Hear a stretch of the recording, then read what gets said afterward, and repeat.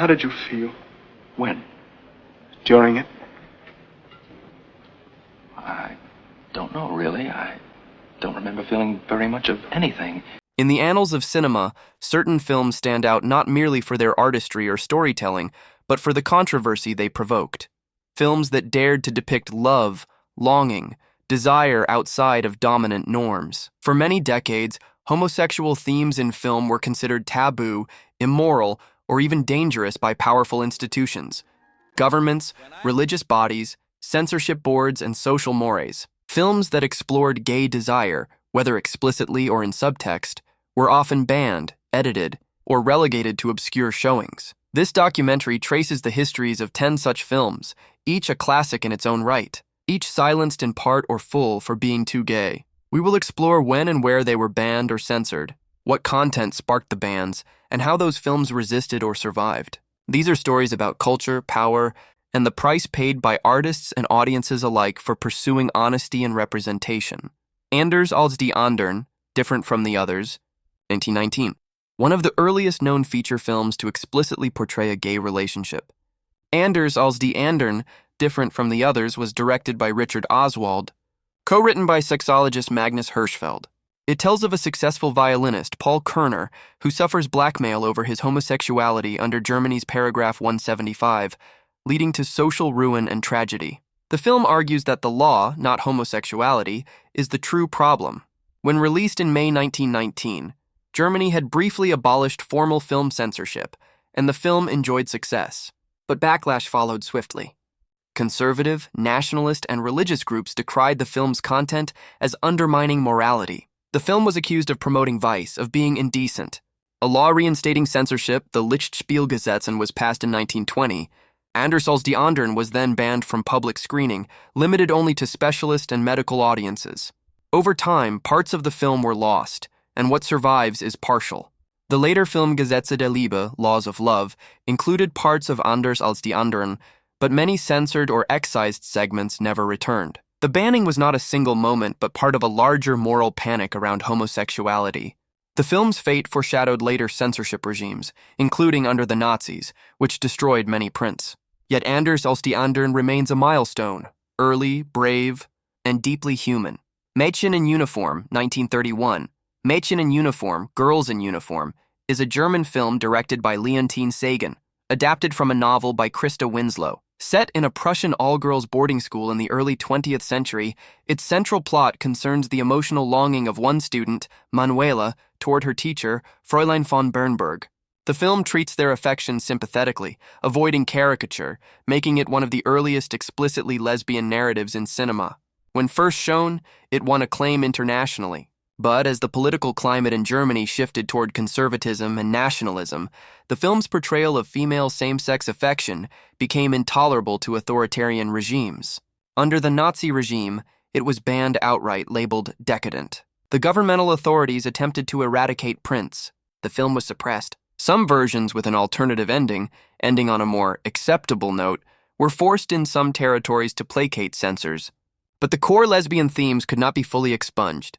In the USA and other countries, it was also heavily censored. Scenes were cut. Distribution was limited. Often lesbian desire was obscured. Over decades, the film's full version was largely lost or known only in fragments.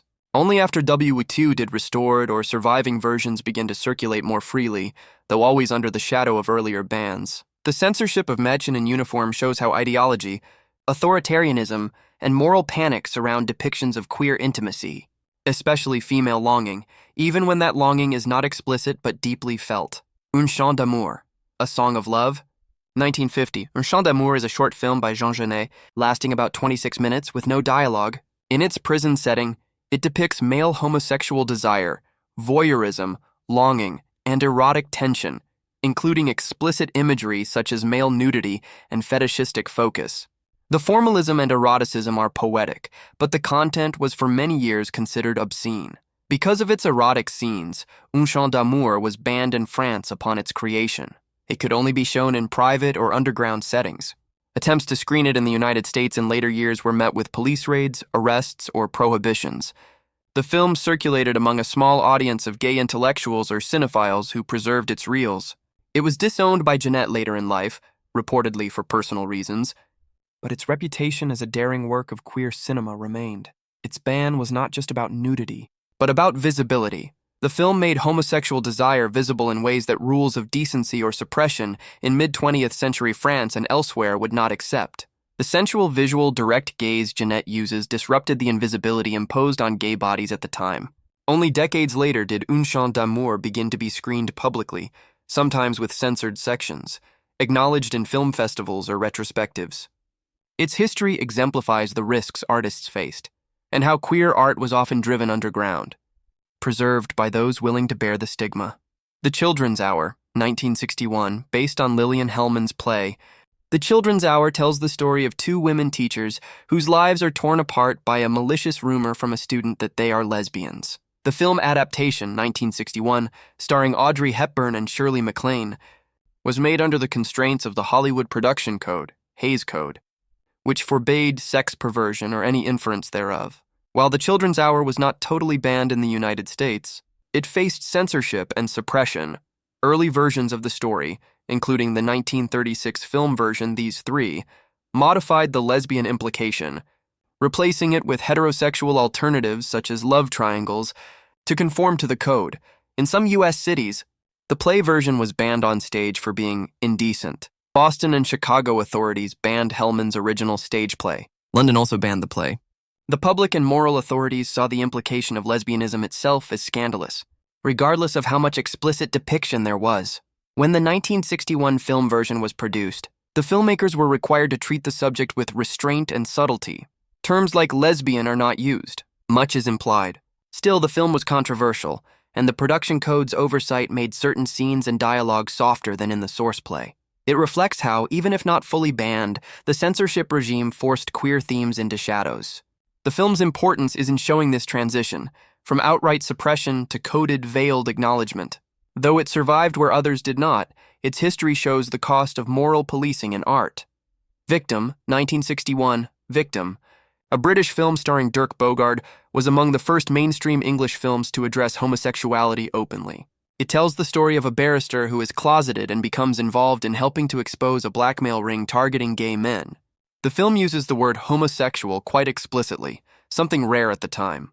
While Victim was not banned in the UK, it encountered significant censorship pressure. Under the British Board of Film Censors, BBFC, and in other markets, modifications or suppressed releases were common. In some countries, it was refused certification or release for its frank discussion of homosexual law, identity, and social ostracism. Because homosexuality was still illegal in many jurisdictions, the film was seen as politically dangerous. It challenged laws, public perception, moral and legal status quo. The controversy around Victim had broader effects. It contributed to public debate about the criminalization of homosexuality. Its release, under pressure, helped open the way for later films to treat gay characters not as criminals or moral failures, but as people deserving legal protection and dignity. Its censorship history reminds us that even when films are not officially banned, the cultural, legal, and institutional barriers they face function much like bans: invisibility, silence, or distortion. The Killing of Sister George, 1968. The Killing of Sister George is a British film adaptation of a play by Frank Marcus, starring Beryl Reid.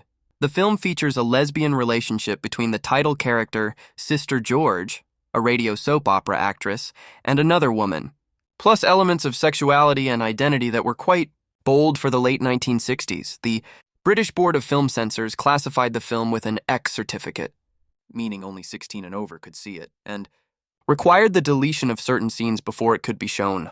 Some local cinemas refused to screen it, and in more conservative regions and countries it was either banned outright or heavily edited. The sexual content and lesbian relationship were cited as offending public decency, violating norms about acceptable depiction of deviant sexuality. In particular, the BBFC required deletion of the sexual encounter between Mrs. Crofts and Childie. In some foreign markets, the film was censored or banned because of its lesbian content. Some governments deemed the film promoting homosexuality, something forbidden by law or by moral decree. The film's critical reception was often overshadowed by the scandal of its content. Because the portrayal was relatively frank, it marked a shift. By 1968, homosexuality could no longer be completely erased, but it was heavily policed. Cinema has long been a mirror to society, reflecting human desires, conflicts, vulnerabilities, and sometimes drawing back in fear at what it shows. The films we've surveyed are remarkable, not just because they were banned or censored, but because they insisted on being seen. They made visible what many tried to erase.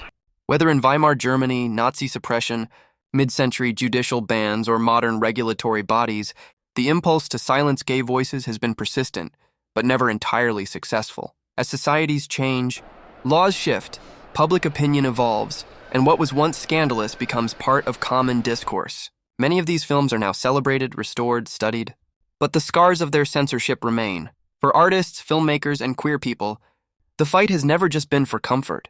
It's been for dignity, for representation, for the right to love and be loved without shame. Thank you for joining this journey through the hidden histories of queer cinema.